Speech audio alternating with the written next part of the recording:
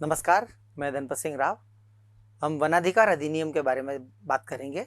वनाधिकार अधिनियम क्या है, यह क्यों आया है और इससे समाज को क्या फायदा है।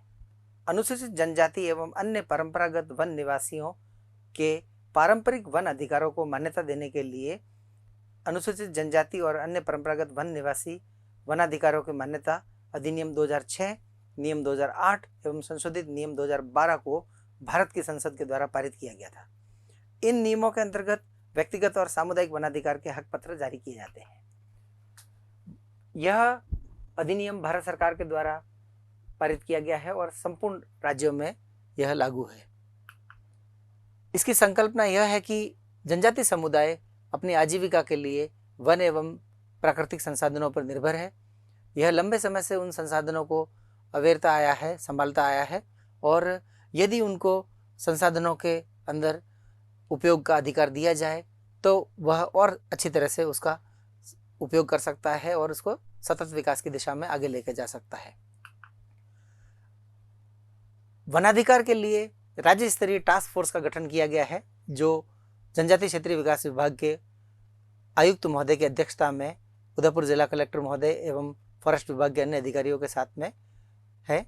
करके अपन सभी जगह दे देते हैं ताकि उसमें क्या है सर, जब वन विकास समितियां गठित होगी तो माहौल इसका चालू हो जाएगा कि सामुदायिक वन अधिकार व्यक्तिगत वन अधिकार के लिए वही है। इस राज्य स्तरीय टास्क फोर्स के द्वारा समय समय पर ग्राम सभाओं का कैलेंडर जारी किया जाता है और उसके द्वारा वनाधिकार का अभियान चलाया जाता है। अभी 2023 का वनाधिकार अभियान चल रहा है। वन अधिकारों की मान्यता के अंतर्गत वन भूमि पर वंशानुगत अधिकार को मान्यता दी गई है। इस कानून के अंतर्गत जो मान्य अधिकार है वह 13 दिसंबर 2005 से पहले के भूमि पर निवास करने वाली 3 पीढ़ियों के जो अधिकार है, यानी कि 2005 से पहले लगभग 75 साल से जो लोग आवासित है उनको यह अधिकार दिया गया है और इस भूमि पर खेती करने, निवास करने, चारागाह के रूप में उपयोग करने एवं आजीविका के लिए काम करने के लिए यह अधिकार दिए गए हैं। इस कानून के अंतर्गत व्यक्तिगत वन अधिकार, सामुदायिक वन अधिकार, 2 तरह के अधिकार दिए गए हैं। इसके अलावा वन प्रबंधन और संरक्षण के अधिकार दिए गए हैं। वनाधिकार अधिनियम की प्रस्तावना में यह बात रखी गई है कि लंबे समय तक जनजाति समुदाय को अपने संसाधनों से बेदखल रखने की ब्रिटिश परंपरा से हट करके स्वतंत्र भारत के अंदर उन्हें पुनः अधिकार दिए जाएं ताकि वे अपने आजीविका एवं पर्यावरण संरक्षण के लिए आगे आवे। वनाधिकार अधिनियम के अंतर्गत पारंपरिक अधिकारों को मान्यता दी गई है। वनाधिकार अधिनियम के अंतर्गत सामुदायिक अधिकारों को 3(1) में समुदाय के अधिकार के लिए और 3(2) के अंतर्गत मुख्यतः डायवर्जन के रूप में सरकारी भवनों, आवास आदि के लिए और पेयजल आपूर्ति, बिजली के मार्गों के लिए आदि के लिए विशेष प्रावधान है। इसमें 1 हेक्टेयर तक की जमीन का दावा पेश किया जा सकता है और इसके लिए नियमानुसार कार्रवाई की जाती है। वनाधिकार अधिनियम के अंतर्गत व्यक्तिगत अधिकार पत्र के लिए जैसा कि 13 दिसंबर 2000 पूर्व से व्यक्ति 3 पीढ़ियों का निवासित हो, यह प्रमुख योग्यता है और इसमें अधिकतम 4 हेक्टेयर तक की वन भूमि का ही अधिकार मान्य किया जाएगा। सामुदायिक वन अधिकार हक पत्र के अंतर्गत भूमि की सीमा कोई व्याख्या नहीं की गई है और यह समुदाय को अपने संसाधनों के संरक्षण एवं आजीविका के लिए विभिन्न अधिकार दिए गए हैं।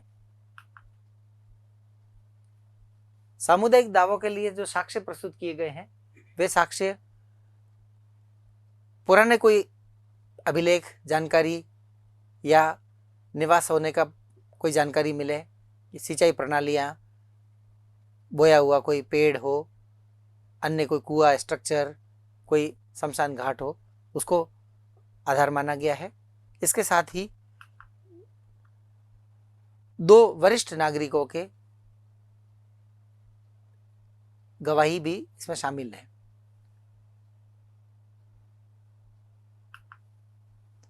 वनाधिकार अधिनियम के अंतर्गत सबसे पहले दावा ग्राम सभा में पेश होता है, जहां ग्राम वनाधिकार कमेटी उस पर निर्णय करती है और उसके पश्चात में साक्ष्यों के आधार पर उसको पुनः वेरीफाई करती है। उसके पश्चात में यह दावा आगे उपखंड स्तर पर भेजा जाता है। आप सभी को आज वनाधिकार ग्राम सभा में आप सम्मेलन करा रहे हैं, तो आप सबका पहली बात तो स्वागत है।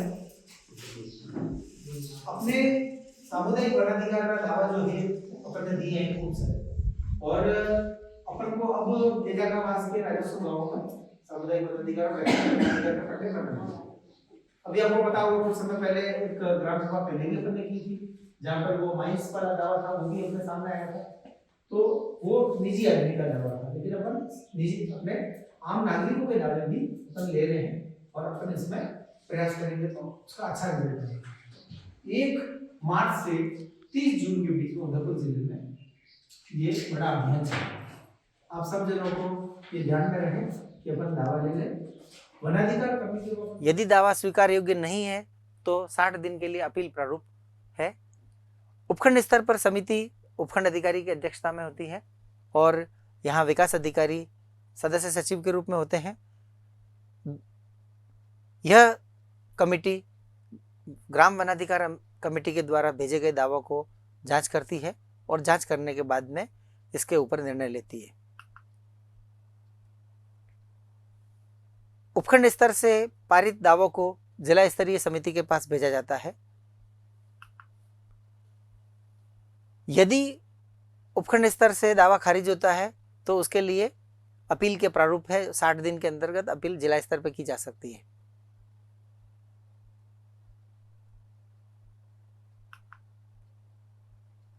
अभी वर्तमान में 2023 में वनाधिकार अभियान चल रहा है और उसके लिए कैलेंडर जारी किया गया है। वनाधिकार दावों के लिए 3 तरह के कुलक हैं, जिसमें एक व्यक्तिगत वनाधिकार दावों का कुलक होता है जो सभी के पास में पंचायत समिति के द्वारा भिजवाया जाता है। इस दावा कुलक के अंतर्गत 10 तरह के प्रपत्र होते हैं जिनको सही तरह से भरना होता है।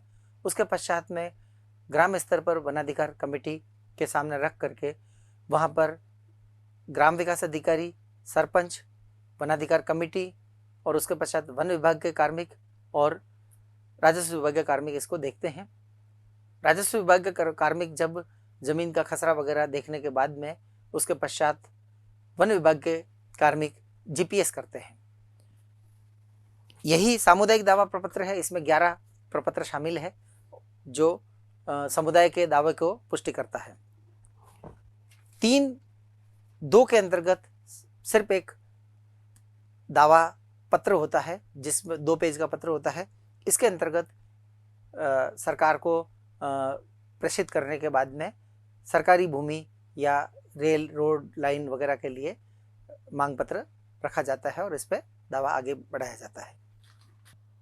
रिपोर्ट उस दावे में शामिल होती है, नक्शा ट्रेस शामिल होता है, वन विभाग के प्रतिनिधि की रिपोर्ट एवं जीपीएस इसमें शामिल होता है।